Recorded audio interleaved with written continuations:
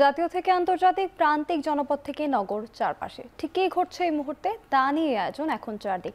পুরো আয়োজনই আপনাদের সঙ্গে আছি আমি সোনালী সাহা। জুলাই গণ অভ্যুত্থানে সংগঠিত গণহত্যায় শেখ হাসিনা সহ ৩ আসামির মানবতাবিরোধী অপরাধ মামলার রায় ঘোষণা হবে আগামীকাল, যা সরাসরি সম্প্রচার করবে বিটিভি। আর রায়ের আগের দিন ট্রাইব্যুনাল 1-এ ব্রিফিংয়ে প্রসিকিউটর গাজী MH তামিম বলেন, যেসব আসামি পলাতক তারা আত্মসমর্পণ না করলে আপিল করতে পারবেন না। এছাড়া রায়ের ক্ষেত্রে আসামি নারী না পুরুষ তা বিবেচনার সুযোগ নেই। তার অপরাধের সাজা অনুযায়ী মাত্রা অনুযায়ী সাজা হবে।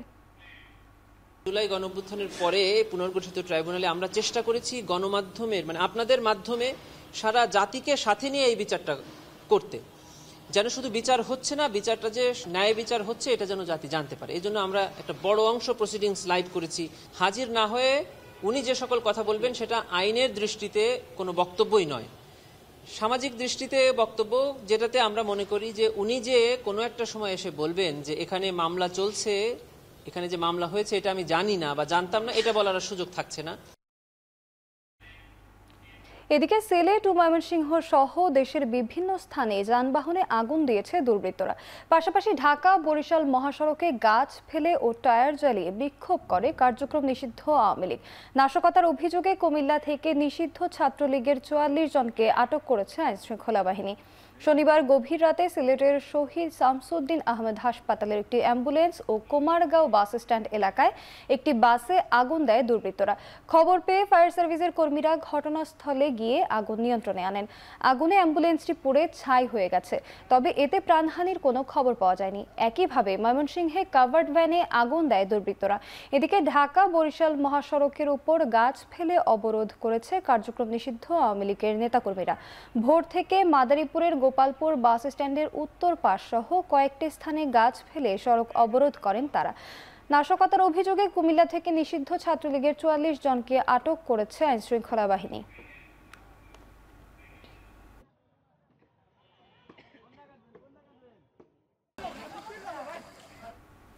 রাজধানীর নিউ ইস্কাটন রোডের ওয়াক অফ ভবনের সামনে একটি ককটেল বিস্ফোরণ হয়েছে। এই ঘটনায় এক পথচারী আহত হয়েছেন। সকাল 8:40 দিকে এই ককটেল বিস্ফোরণের ঘটনা ঘটে। আহত ব্যক্তির নাম আব্দুল বাশির। তিনি একটি বেসরকারি প্রতিষ্ঠানে কাজ করেন। তিনি হেঁটে বাংলা মোটর তার অফিসে যাওয়ার সময় ককটেল বিস্ফোরণে আহত হন। আব্দুল বাশিরের পায়ে ও হাতে জখম হয়েছে। তিনি বলেন, প্রতিদিনের মতো সকালে হেঁটে অফিসে যাচ্ছিলেন। তিনি ধারণা করছেন ওয়াক অফ ভবনের সামনে দিয়ে যাওয়া উড়াল সড়কের উপর থেকে কেউ ককটেল ছুঁড়ে মেরেই চলে যায়।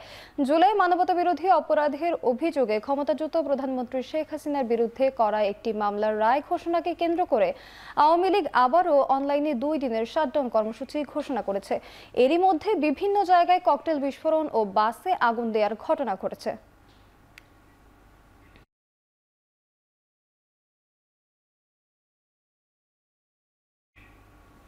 কার্যক্রম নিষিদ্ধ আওয়ামী লীগের কমপ্লিট শাটডাউনকে কেন্দ্র করে চোরাগুপ্তা হামলার প্রতিরোধে রাজধানীতে সক্রিয় রয়েছে পুলিশ।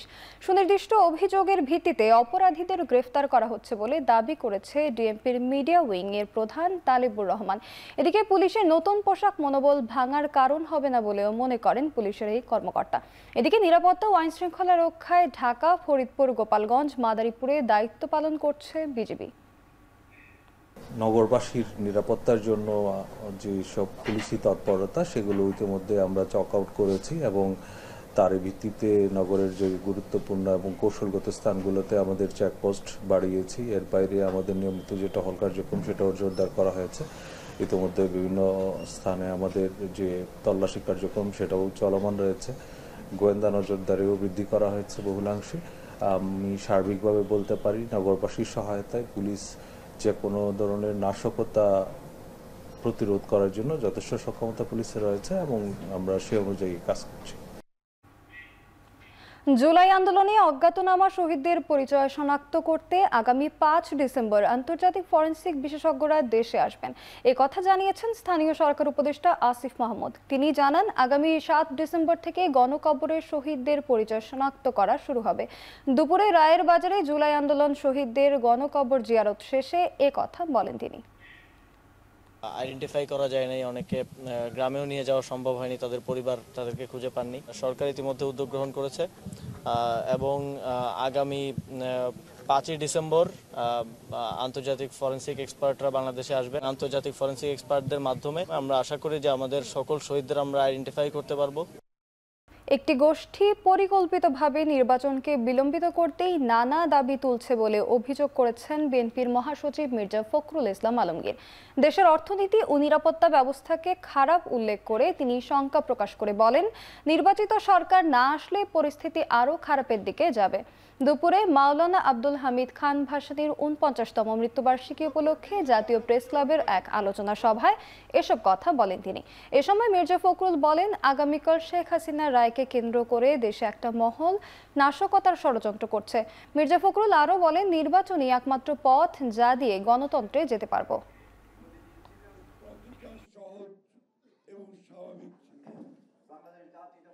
আগামীকাল ফ্যাসিস্ট হাসিনার গণহত্যার বিরুদ্ধে যেটা ট্রায়াল হয়েছে তার রায় বেরোবে।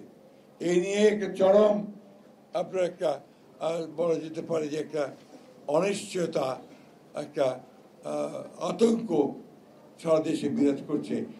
এখানে কিছু গোষ্ঠী, কিছু মহল আজকে পরিকল্পিতভাবে এই বাংলাদেশে একটা অনিশ্চয়তা সৃষ্টি করতে চায় এবং তারা বিভিন্ন রকম দাবি তুলে নির্বাচনকে ব্যাহত বা বন্ধ বিলম্বিত করতে চায়। যে নির্বাচনই হচ্ছে একমাত্র পথ যা দিয়ে একটা ট্রানজিশন টু ডেমোক্রেসি, গণতন্ত্রে আমরা যেতে পারবো। ৫ দফা দাবিতে ৮ দলের আন্দোলন অব্যাহত থাকবে বলে জানিয়েছেন জামায়াতের সেক্রেটারি জেনারেল মিয়া গোলাম পরোয়ার। দুপুরে রাজধানীর মগবাজারের আল ফালা মিলনায়তনে আন্দোলনরত ৮ দলের পক্ষ থেকে দেশে বিরাজমান রাজনৈতিক পরিস্থিতির ব্রিফিংয়ে এ কথা বলেন তিনি। এ সময় তিনি বলেন, পরবর্তী কর্মসূচি ৮ দলের লিয়াজু কমিটির পক্ষ থেকে দেয়া হবে। গণভোট ও জাতীয় নির্বাচন একদিনের হলে যে সংকট হবে তা সরকারকেই সমাধান করতে হবে। প্রশাসনের রদবদল হচ্ছে একটি দলকে খুশি করার জন্য। এ বিষয়ে প্রধান উপদেষ্টাকে নিরপেক্ষ থাকার আহ্বান ৮ দলের নেতার। বলেন, কোনো উপদেষ্টা দলীয় কথা শুনে সরকারকে মিসগাইড করলে সরকারকে সচেতন থাকার আহ্বান জানান তিনি। জাতীয় নির্বাচন প্রভাবিত হবে না, বরং ৮ দলের আন্দোলনের মাধ্যমে নির্বাচনকে অবাধ নিরপেক্ষ রাখতে ভূমিকা রাখবে বলেও উল্লেখ করেন তিনি। জনগণের আকাঙ্ক্ষাকে গুরুত্ব দিতে সরকারের প্রতি আহ্বান জানান। আমরা তো নির্বাচন সুষ্ঠু করার জন্যই আন্দোলনের মাঠে আছি। আমাদের লেভেল প্লেইং ফিল্ডের দাবি পূরণ হয়নি, ফ্যাসিবাদের দোসরদের সকলের বিচারের কাঠগড়ায় আনার দাবি এখনো পূরণ হয়নি, প্রশাসনিক রদবদলে যে দলীয় পক্ষপাতমূলক কাজ চলছে সেটার দাবি এখনো পূরণ হয়নি, তাই না? আমরা এই অনেক দাবি এখনো অপূরণ আছে। এটার জন্য আমরা আন্দোলনের কর্মসূচি শীর্ষ নেতৃত্ব লিয়াজু কমিটিকে যে দায়িত্ব দেওয়া আছে তারা সেটা সময় মতো বৈঠক করে ঘোষণা করবে। প্রধান উপদেষ্টা একই দিনে ভোট একথা বলার কারণে যে সংশয়, তা সরকারকে দূর করতে হবে। আমাদের যে ৫ দফা দাবি,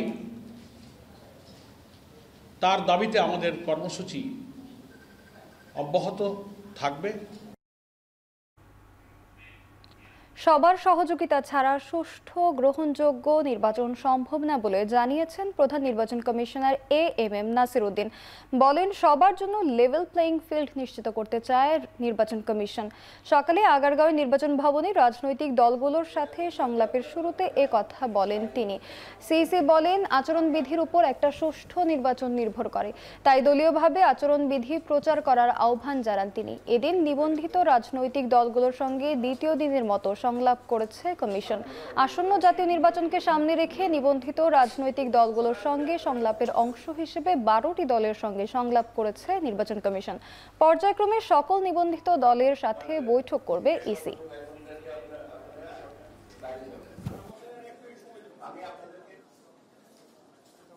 এক্সপার্টিস আমাদের ডায়াসপোরাদের ভোটের একটা ব্যবস্থা করা।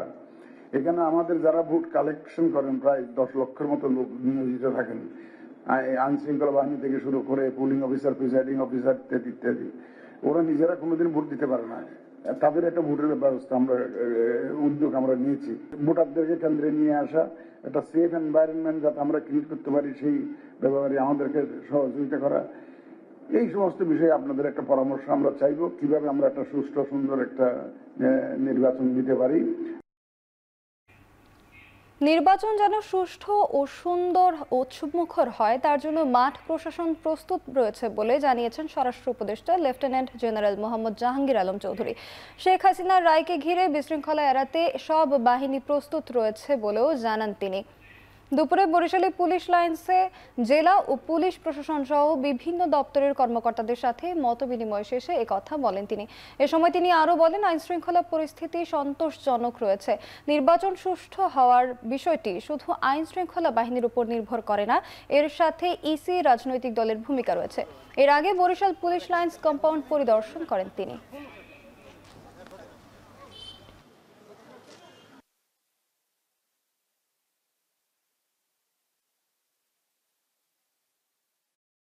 আমি আশা করব যে এই ইলেকশনটা খুব ফ্রি, ফেয়ার, ক্রেডিবল এবং উৎসবমুখর হবে। মাঠ প্রশাসন কিন্তু এই ব্যাপারে প্রস্তুতি নিচ্ছে এবং নিচ্ছে, এই দুটোটাই তারা করে যাচ্ছে।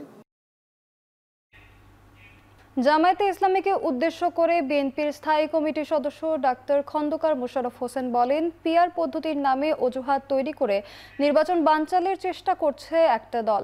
কুমিল্লার দাউদকান্দি পৌর পার্কের সামনে প্রাক নির্বাচনী গণমিছিলের পূর্বে বক্তব্যে তিনি একথা বলেন। তিনি আরও বলেন, পিআর পদ্ধতি হলে দলের এমপি হবে কিন্তু জনগণের এমপি হবে না। নির্বাচনকে ঘিরে নানা ষড়যন্ত্রের কথা উল্লেখ করে ডাক্তার খন্দকার মোশাররফ হোসেন ষড়যন্ত্র মোকাবেলায় দলের নেতাকর্মীদের আরও ঐক্যবদ্ধ হয়ে কাজ করার আহ্বান জানান।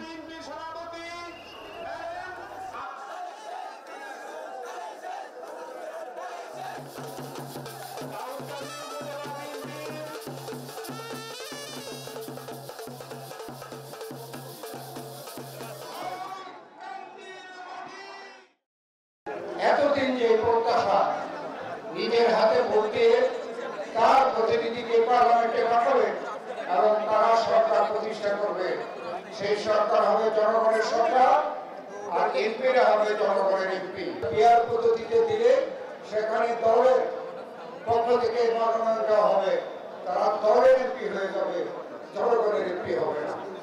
আমরা এটা পছন্দ করি না। নানা ধরনের উশিলা সৃষ্টি করে এই যে নির্বাচনকে বানচাল করার জন্য অথবা নির্বাচনকে একটু বিলম্ব করার জন্য আজকে নানা রকমের ষড়যন্ত্র চলছে। দেশের অর্থনীতি আগের চেয়ে ভালো অবস্থায় রয়েছে বলে দাবি করেছেন অর্থ উপদেষ্টা ডক্টর সালেউদ্দিন আহমেদ। রাজধানীর আন্তর্জাতিক মাতৃভাষা ইনস্টিটিউটে নগদ ডিআরইউ বেস্ট রিপোর্টিং অ্যাওয়ার্ড অনুষ্ঠানে এ কথা বলেন তিনি। অন্তর্বর্তী সরকারের সময়ে মূল্যস্ফীতি 14% থেকে 8% নেমেছে উল্লেখ করে ডক্টর সালেউদ্দিন আহমেদ বলেন, আর্থিক উন্নয়নের পাশাপাশি সামাজিক উন্নয়নও জরুরি। তিনি আরও বলেন, দেশের অর্থনৈতিক অবস্থায় উন্নতি হচ্ছে বলে আন্তর্জাতিক মুদ্রা তহবিল স্বীকৃতি দিয়েছে।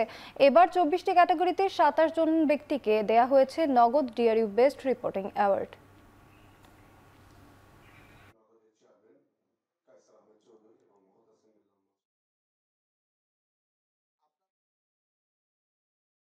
এই যে ফরেন এক্সচেঞ্জ বেড়েছে, রিজার্ভ বেড়েছে, ইভেন এক্সপোর্টও বাড়ছে। আপনারা দেখছেন চ্যালেঞ্জের মধ্যে বাড়ছে, যারা এক্সপোর্টাররা নিতে মতো ইস্যু করছে, ব্যবসা কিছুটা শ্লথ হচ্ছে, কিন্তু ইকোনমি তো মোটামুটি একেবারে ধ্বংস হয়ে যায়নি, ধ্বংসটা আরো বেটার হয়েছে। আমরা যেটা কাউন্টার ফ্যাকচুয়াল আর্গুমেন্ট বলি, আমরা যদি না নিতাম দায়িত্ব, ক্ষমতা তো নেই দায়িত্ব না নিলে কিন্তু দেশটা কি অবস্থায় যেত আপনারা সহজে অনুমান করতে পারবেন।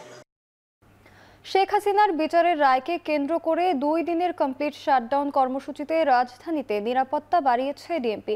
রাজধানীর আইনশৃঙ্খলা পরিস্থিতি সম্পর্কে জানাতে হাইকোর্ট এলাকা থেকে যুক্ত হচ্ছেন সহকর্মী তৌহিদুল তারেক। রাজধানীর নিরাপত্তা পরিস্থিতি কতটা জোরদার করা হয়েছে এবং রায় ঘিরে নাশকতার আশঙ্কা রয়েছে কিনা জানাবেন বিস্তারিত। সোনালী, যে বিষয়টি আপনি উল্লেখ করেছেন যে আগামীকাল কিন্তু খুবই গুরুত্বপূর্ণ একটি দিন, কারণ কালকেই কিন্তু জুলাই আন্দোলনে মানবতা বিরোধী অপরাধ সংগঠনের যে অভিযোগ রয়েছিল পতিত সরকারের যিনি প্রধানমন্ত্রী ছিলেন সে সময়কার শেখ হাসিনা, তার বিরুদ্ধে, এবং একই সাথে আরও দুজন রয়েছেন, সাবেক স্বরাষ্ট্রমন্ত্রী আসাদুজ্জামান খান কামাল এবং সাবেক আইজিপি আব্দুল আল মামুন। এবং এটি এত গুরুত্বপূর্ণ একটি দিন যে কারণে আসলে যে পতিত সরকার যে দলটি ছিল আওয়ামী লীগ কার্যক্রম নিষিদ্ধ, এই দলটির আসলে শাটডাউন কর্মসূচি চলছে, কিন্তু এই মুহূর্তে আমি হাইকোর্টের সামনে রয়েছি এবং দেখছি যে ঠিক সন্ধ্যা নামার আগেই কিন্তু এখানে আইনশৃঙ্খলা বাহিনীর সদস্যরা কিন্তু এখানে উপস্থিত হয়েছেন।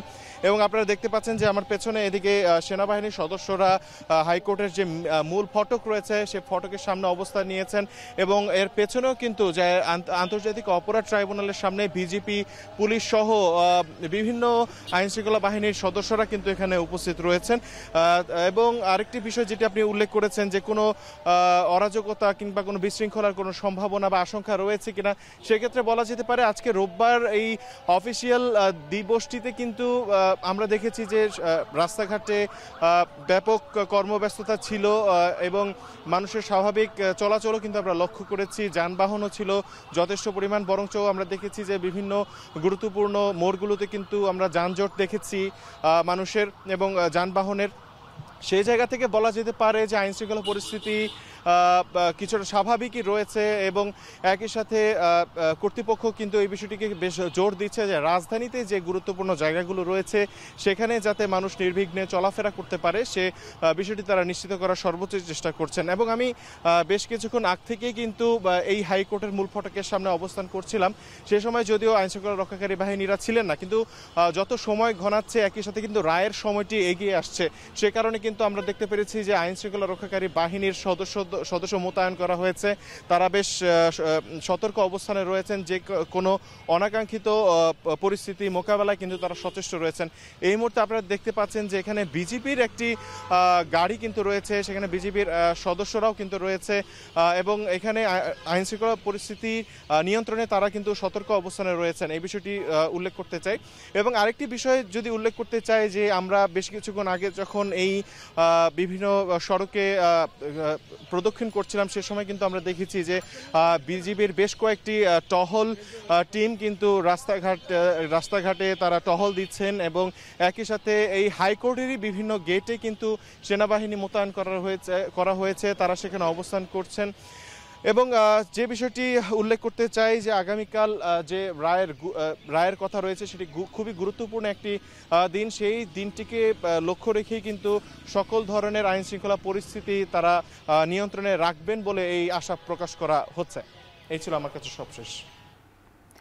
রাজধানীর নিরাপত্তা পরিস্থিতি নিয়ে জানাচ্ছিলেন সহকর্মী তৌহিদুল তারেক।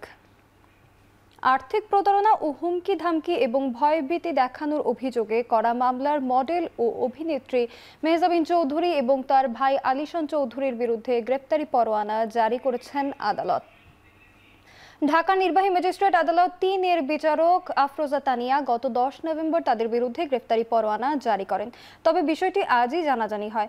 বাদী আমিরুল বলেন, গত ১০ নভেম্বর আসামিদের আদালতে হাজির হওয়ার দিন ঠিক থাকলেও তারা আসেননি, এজন্য আদালত গ্রেফতারি পরোয়ানা জারি করেন। এ সংক্রান্ত তামিল প্রতিবেদন দাখিলের জন্য আগামী ১৮ ডিসেম্বর দিন ঠিক করেছেন আদালত।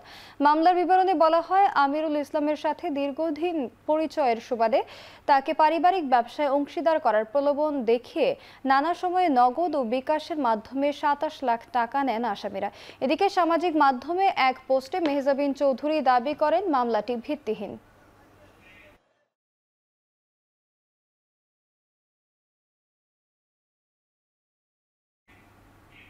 ৬০০ কোটি টাকার বেশি সন্দেহজনক লেনদেন ও ১০ কোটি টাকার অবৈধ সম্পদ অর্জনের অভিযোগে কার্যক্রম নিষিদ্ধ আওয়ামী লীগের প্রেসিডিয়াম সদস্য মোফাজ্জল হোসেন চৌধুরী মায়া ও তার স্ত্রী পারভিন চৌধুরীর বিরুদ্ধে মামলা রুজু করেছে দুদক। বিকেলে সংবাদ সম্মেলনে দুদকের মহাপরিচালক বলেন, চাঁদপুর ২ আসনের সাবেক এই সংসদ সদস্যের নাম ক্ষমতা অপব্যবহারের মাধ্যমে অবৈধ উপায়ে জ্ঞাত আয়ের সাথে অসঙ্গতিপূর্ণ ১ কোটি ৮২ লাখ টাকা মূল্যের সম্পদ অর্জনের হদিস পেয়েছে দুদক। এছাড়া নিজ নামে 16টি ব্যাংক হিসাবে ঘোষ, দুর্নীতি ও মানি লন্ডারিং এর মাধ্যমে 255 কোটি 25 লাখেরও বেশি টাকা অর্জনের অভিযোগে তার বিরুদ্ধে মামলা হয়েছে। মায়ের স্ত্রী শামীমা চৌধুরীর বিরুদ্ধে নিজ নামে 36টি ব্যাংক হিসেবে 111 কোটি 74 লাখ টাকার দুর্নীতি ও ঘোষ সংগঠনের অভিযোগে উভয়ের বিরুদ্ধে আরেকটি মামলা করা হয়েছে।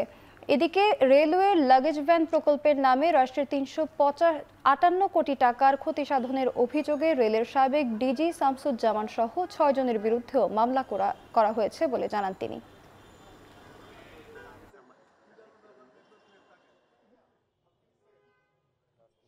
মোফাজ্জল হোসেন চৌধুরী মায়া 255 কোটি 12 লক্ষ টাকার বেশি অর্থ লেনদেন করে অস্বাভাবিক ও সন্দেহজনক লেনদেনের মাধ্যমে মানি লন্ডারিং এর অপরাধ সংগঠিত করায় তার বিরুদ্ধে দুর্নীতি দমন কমিশন আইন 2004, দুর্নীতি প্রতিরোধ আইন 1947 এবং মানি লন্ডারিং প্রতিরোধ আইন 2012 সংশ্লিষ্ট ধারায় একটি মামলা রুজুর সিদ্ধান্ত গৃহীত হয়েছে।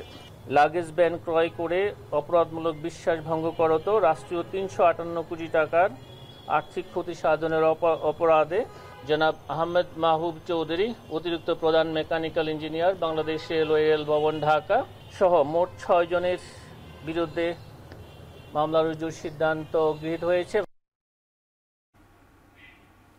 পদোন্নতির দাবিতে অনির্দিষ্টকালের জন্য কর্মবিরতি পালন করেছেন সরকারি বিভিন্ন কলেজের শিক্ষকরা। সকালে ময়মনসিংহ জেলা ইউনিট বিসিএস সাধারণ শিক্ষা ক্যাডার প্রভাষক পরিষদ ব্যানারে আনন্দমোহন কলেজের সামনে অবস্থান কর্মসূচি শুরু করেন শিক্ষকরা। এ সময় তারা দাবি জানান, বিসিএস এর অন্যান্য ক্যাডারে নিয়মিত পদোন্নতি দেওয়া হলেও প্রভাষক হিসেবে একজন শিক্ষক 10 থেকে 13 বছর ধরে শিক্ষকতা করলেও পদোন্নতি থেকে বঞ্চিত হয়ে আসছে। তাই পদোন্নতির জিও না হওয়া পর্যন্ত কর্মবিরতি চালিয়ে যাওয়ার ঘোষণা তাদের। এদিকে সিলেটে এমসি কলেজে বিসিএস সাধারণ শিক্ষা ক্যাডার প্রভাষক পরিষদের ব্যানারে দ্রুত পদোন্নতির আদেশ সহ 3 দফা দাবি তুলে ধরেন সাধারণ শিক্ষা ক্যাডারের শিক্ষকরা। দাবি আদায় না হলে নো প্রমোশন নো ওয়ার্ক কর্মসূচি অব্যাহত রাখার ঘোষণা তাদের।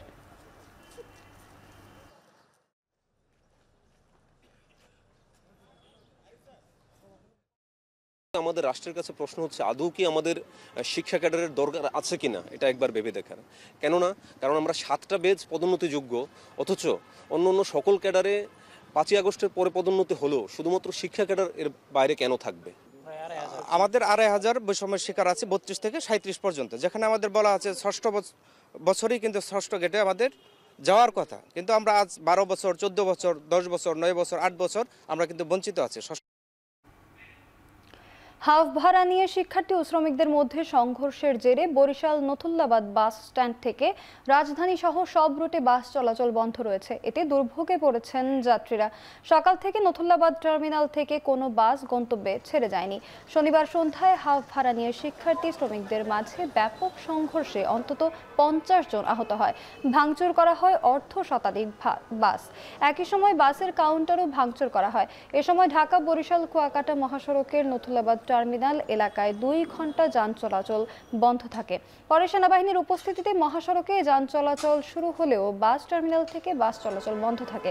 এর জেরে আজ সকাল থেকে বাস চলাচল বন্ধ রয়েছে, আর এতে দুর্ভোগে যাত্রীরা।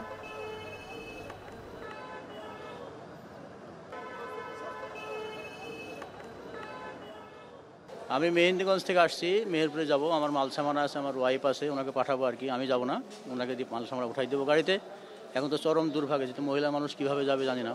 রাস্তার উপরে এসে বসে আছি, এটা কেমনে একটা বিশৃঙ্খলা সৃষ্টি, এটা তো মানুষের দুর্ভোগ, আমাদের জনগণেরই তো দুর্ভোগ। এসে দেখি সবকিছু ভাঙচুর, খারাপ অবস্থায় কাউন্টারের। তখন কোনো গাড়ি যাচ্ছে না, এখানে কোনো লোকজনও নাই। যে গাড়ির যে থাকে, ম্যানেজার থাকে, আরো অনেক থাকে, যেন কাউন্টারে লোকজন থাকে, কেউ নাই। দেশের প্রতি 10 শিশুর মধ্যে 4 জনের রক্তে উদ্বেগজনক হারে সীসা পাওয়া গেছে। পরিসংখ্যান ব্যুরো এবং ইউনিসেফের যৌথ জরিপে এই তথ্য উঠে এসেছে। সকালে রাজধানীর শেরেবাংলা নগরের বাংলাদেশ চীন মৈত্রী সম্মেলন কেন্দ্রে মাল্টিপল ইন্ডিকেটর ক্লাস্টার সার্ভে 2025 শীর্ষক জরিপের ফলাফল প্রকাশ করা হয়। এতে দেখা গেছে 12 থেকে 59 মাস বয়সী শিশুদের 38% এবং অন্তঃসত্ত্বা নারীদের 8%-এর দেহে নিরাপদ মাত্রার চেয়ে বেশি সীসা রয়েছে। আক্রান্ত শিশুদের অর্ধেকের বেশি ধনী পরিবারের এবং 30% দরিদ্র জনগোষ্ঠীর শিশু। সেমিনারে বক্তারা বলেন, সীসা দূষণ শিশুদের মস্তিষ্কের বিকাশে হুমকি সৃষ্টি করে। এছাড়া এর প্রভাবে আর্থসামাজিক শ্রেণীর উপর পড়ছে।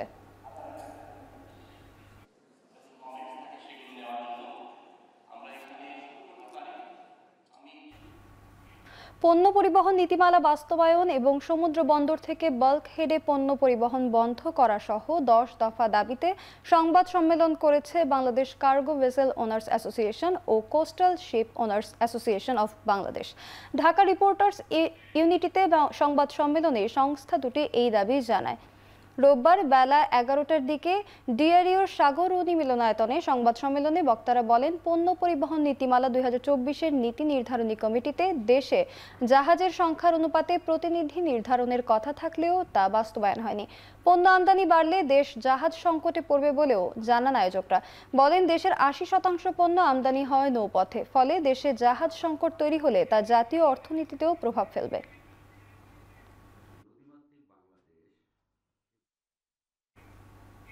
গাজীপুরের রাজেন্দ্রপুর সেনানিবাসের অর্ডিন্যান্স সেন্টারে অ্যান্ড স্কুলে আর্মি অর্ডিন্যান্স কোরের 45তম বাৎসরিক অধিনায়ক সম্মেলন অনুষ্ঠিত হয়েছে। এতে প্রধান অতিথি হিসেবে উপস্থিত ছিলেন সেনাবাহিনী প্রধান জেনারেল ওয়াকারুজ্জামান।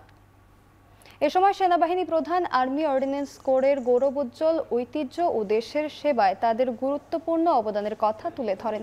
নিষ্ঠা, একাগ্রতা ও পেশাদারিত্ব ধরে রেখে আধুনিক প্রশিক্ষণের মাধ্যমে সক্ষমতা বাড়িয়ে একবিংশ শতাব্দীর চ্যালেঞ্জ মোকাবেলার আহ্বানও জানান তিনি। পরে মতবিনিময়কালে প্রযুক্তিগত উন্নয়ন, গবেষণা, দক্ষতা বৃদ্ধি এবং ভবিষ্যৎ পরিকল্পনা সহ গুরুত্বপূর্ণ বিষয়ে আলোকপাত করেন সেনাবাহিনী প্রধান।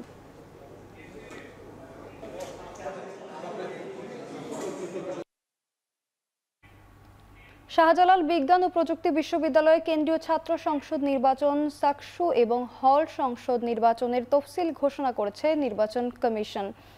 বিকেলে বিশ্ববিদ্যালয়ের আইইআর ভবনে প্রধান নির্বাচন commissioner professor doctor Abdul Mukit Mohammad Momen এই তফসিল ঘোষণা করেন। প্রকাশিত তফসিল অনুযায়ী আগামী 20 নভেম্বর খসড়া ভোটার তালিকা প্রকাশ করা হবে। এরপর 20 এবং 23 নভেম্বর ভোটার তালিকা সংশোধনের আবেদন ও আপত্তি গ্রহণ করা হবে। পর্যালোচনা শেষে 24 নভেম্বর চূড়ান্ত ভোটার তালিকা প্রকাশ করবে নির্বাচন কমিশন। এদিকে চূড়ান্ত ভোটার তালিকা প্রকাশ শেষে প্রার্থীদের দলীয় মনোনয়নপত্র জমা নেওয়া হবে 26 ও 27 নভেম্বর। এরপর প্রার্থীদের প্রাথমিক তালিকা প্রকাশ হবে 28 নভেম্বর। মনোনয়নপত্র প্রত্যাহারের শেষ দিন নির্ধারণ করা হয়েছে 30 নভেম্বর। এছাড়া প্রার্থীদের মনোনয়ন প্রত্যাহার, আপিল গ্রহণ ও নিষ্পত্তি শেষে 2রা ডিসেম্বর চূড়ান্ত প্রার্থী তালিকা প্রকাশ করবে নির্বাচন কমিশন।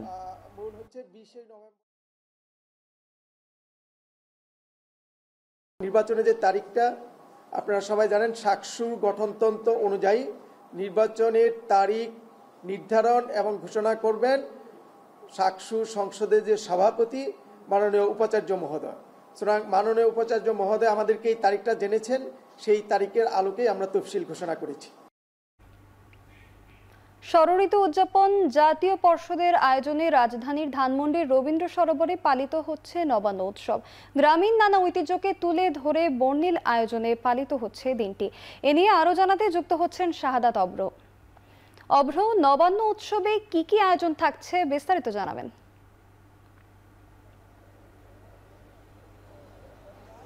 সোনালী, এই মুহূর্তে কিন্তু যেই রবীন্দ্র সরোবর ধানমন্ডি সেখানে কিন্তু চলছে গ্রামীণ যেই কবিতা, গান কিংবা কৃষকের গ্রামীণ যেই সংস্কৃতির চর্চা, সেটি কিন্তু আমরা এখানে লক্ষ্য করছি।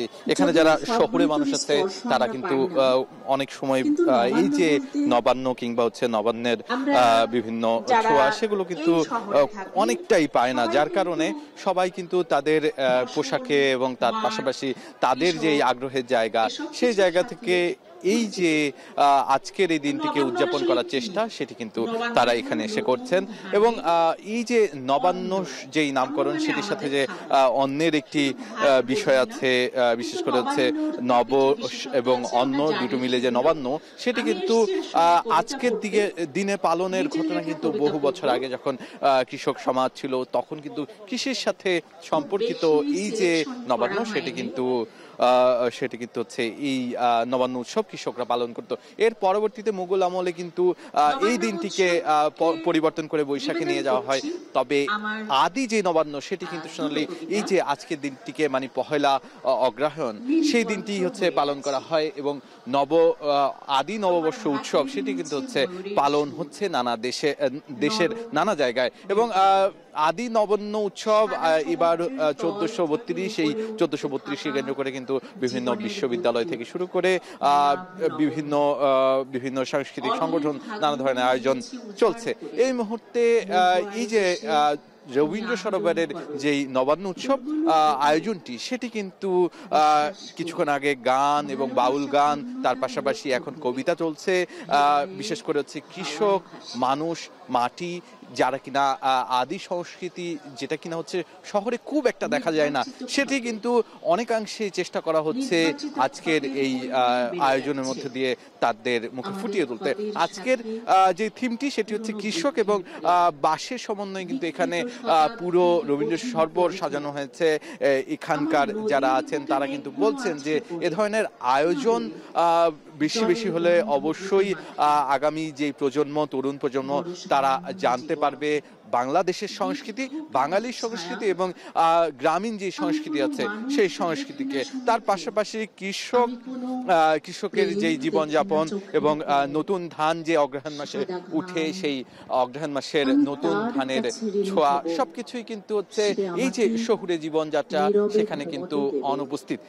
যার ফলে এই ধরনের আয়োজন নতুন প্রজন্ম এবং তার পাশাপাশি যারা কিনা হচ্ছে গ্রামীণ পরিবেশ থেকে উঠে আসে তাদেরকে কিন্তু সেই পিছনের কথায় বা গ্রামে যেভাবে হচ্ছে নবান্ন পালন করতো সেই জায়গায় কিন্তু ফিরিয়ে নিয়ে যায়। সেটা কিন্তু আমাদের সাথে অনেকেই কথা বলছিলাম তারা কিন্তু আমাদেরকে জানিয়েছে। ছিল আমার কাছে রবীন্দ্র সরোবর থেকে সর্বশেষ। ধানমন্ডি রবীন্দ্র সরোবর থেকে যুক্ত ছিলেন সহকর্মী শাহাদাত অভ্র। বাঙালির ইতিহাস ঐতিহ্যকে তুলে ধরতে নবান্ন উৎসব পালন করছে রাজশাহী বিশ্ববিদ্যালয়ের কৃষি অনুষদ।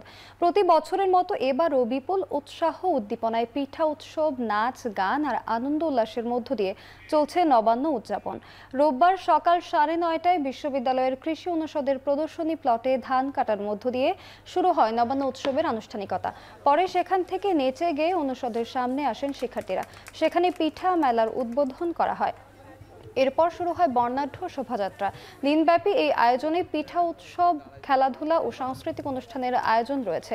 নবান্ন উৎসবে 15টি স্টলে শিক্ষার্থীদের নিজ হাতে বানানো দুধপুলি, চন্দ্রপুলি, খোলা চিতই, নকশি পিঠা, মালাই বিহার, জামাই পিঠা সহ 1.5 শতাধিক পিঠা পাওয়া যাচ্ছে। শিক্ষার্থীরা জানান, বাঙালির ইতিহাস ও গ্রামীণ ঐতিহ্যবাহী সংস্কৃতিকে তুলে ধরার জন্যই এই উৎসব।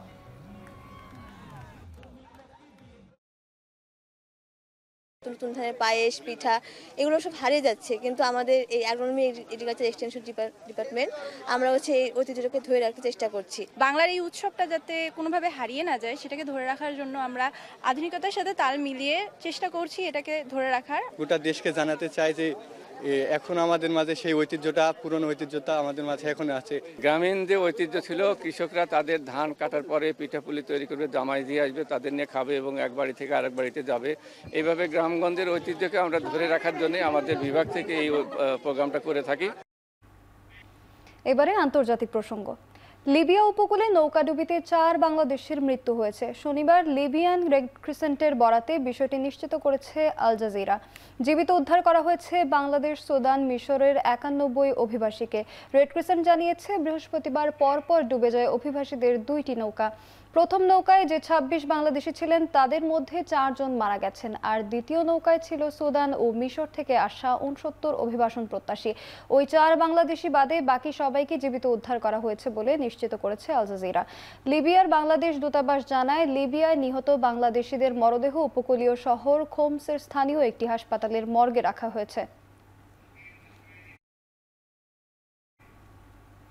ভারতের দিল্লির ঐতিহাসিক লালকেল্লার সামনে বোমা বিস্ফোরণের ঘটনায় আরও একটি নতুন সিসিটিভি ফুটেজ প্রকাশ করেছে দিল্লি পুলিশ, যেখানে দেখা গেছে জনাকীর্ণ এলাকায় ট্রাফিক সিগন্যালে দাঁড়িয়ে থাকা একটি গাড়ি হঠাৎ বিস্ফোরিত হয়। মুহূর্তেই আগুনের লেলিহান শিখায় এদিক সেদিক ছিটকে যায়। এতে ক্ষতিগ্রস্ত হয় আশেপাশের বেশ কয়েকটি গাড়িও। গেল সোমবার দিল্লির লালকেল্লার সামনে সন্ধ্যা 6:52 বোমা বিস্ফোরণের ঘটনা ঘটে। এতে নিহত হন অন্তত 13 জন। এই ঘটনাকে সন্ত্রাসী হামলা বলে নিশ্চিত করেছে রাজ্য সরকার।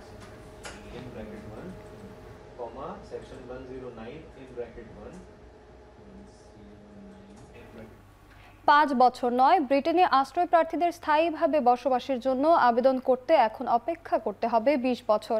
সোমবার দেশটির স্বরাষ্ট্রমন্ত্রী শাবানা মাহমুদ এই পরিকল্পনা ঘোষণা করবেন বলে রোববার খবর প্রকাশ করেছে ব্রিটিশ সংবাদ মাধ্যম বিবিসি। প্রতিবেদনে বলা হয়, ব্রিটেনে আশ্রয় প্রার্থী ও ছোট নৌকায় চ্যানেল পাড়ি দেয়া মানুষের সংখ্যা কমাতে এই বড় ধরনের পরিবর্তন আনা হচ্ছে। নতুন পরিকল্পনা অনুযায়ী আশ্রয় প্রার্থীদের শুধু অস্থায়ীভাবে যুক্তরাজ্যে থাকতে দেওয়া হবে। তাদের শরণার্থী মর্যাদা নিয়মিত পর্যালোচনা করা হবে। যাদের নিজ দেশে নিরাপদ বলে বিবেচিত হবে তাদের ফিরিয়ে দেওয়া হবে। বর্তমানে 5 বছরের জন্য ব্রিটেনে শরণার্থী মর্যাদা দেওয়া হয়। এরপর তারা স্থায়ী বসবাসের জন্য আবেদন করতে পারেন। তবে এখন স্থায়ী বসবাসের যোগ্যতা পাওয়ার সময়সীমা 5 বছর থেকে বাড়িয়ে 20 বছর করে কঠোর নীতি প্রণয়ন করতে যাচ্ছে ব্রিটেন সরকার। এবার জেনজিদের নেতৃত্বে সরকার বিরোধী বিক্ষোভে উত্তাল মেক্সিকো। অপরাধের মাত্রা বেড়ে যাওয়া, সরকারের দুর্নীতি, অনিয়ম ও ভঙ্গুর বিচার ব্যবস্থা, এসব কারণে শনিবার রাজধানীতে প্রেসিডেন্টের বাসভবন ঘেরাও করেন বিক্ষোভকারীরা। এ সময় প্রেসিডেন্টের বাসভবন ভাঙচুর করতে গেলে বিক্ষোভকারীদের ঠেকাতে গিয়ে আহত হয় শতাধিক পুলিশ কর্মকর্তা। আটক করা হয় 20 বিক্ষোভকারীকে। এদিকে ডে অফ দ্য ডেথ ফেস্টিভ্যালে মিচোয়াকানের মেয়র নিহত হওয়ার জেরে জেনজিদের এই বিক্ষোভ সামিল হয়েছেন বিরোধী দলের সমর্থকরা।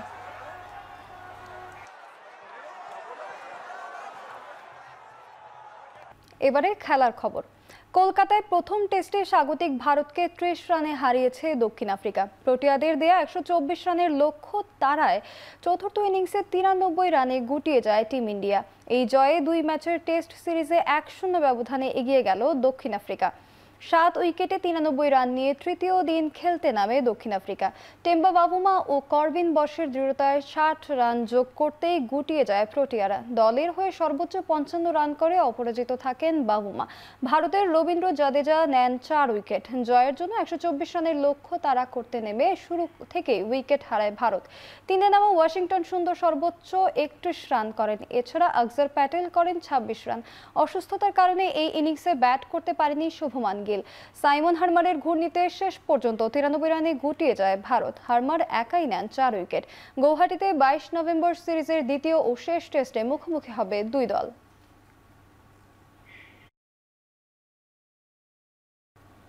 শেষ করছি এখন চারদিক। এখন টেলিভিশন ওয়েবসাইটে দেখতে ভিজিট করুন www.ekhon.tv। এছাড়া ফেসবুকে দেখতে ভিজিট করুন facebook.com/tv.ekhon। আর ইউটিউবে দেখতে ভিজিট করুন youtube.com/c/ekhon tv।